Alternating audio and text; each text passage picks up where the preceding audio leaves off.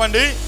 నిత్యమైన ప్రేమ, ఎడబాయని ప్రేమ, మార్పు లేని ప్రేమ, శాశ్వతమైన ప్రేమ, జీవం కలిగిన ప్రేమ, మార్పు లేని ప్రేమ, అపకారాన్ని లోపల పెట్టుకునే ప్రేమ కాదు, క్షమించే ప్రేమ.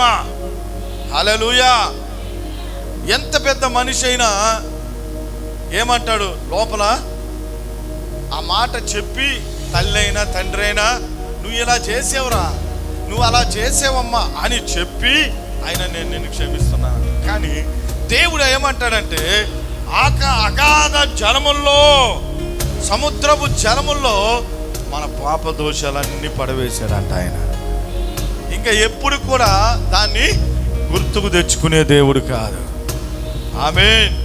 అందుకనే దేవుని ప్రేమ ద ఫస్ట్ లవ్, అది మొదటి ప్రేమ. అది ఈ ప్రేమకు మనము ఏమైపోవాలంటే బానిసలుగా మారిపోవాలి.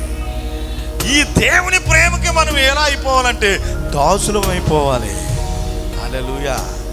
ఎందుకంటే అది నిత్యమైన ప్రేమ, నిత్య రక్షణతో కూడిన ప్రేమ, ఆశ్చర్యమైన ప్రేమ, మనల్ని కంటికి రెప్పవలే కాచి కాపాడే ప్రేమ. హల్లెలూయా.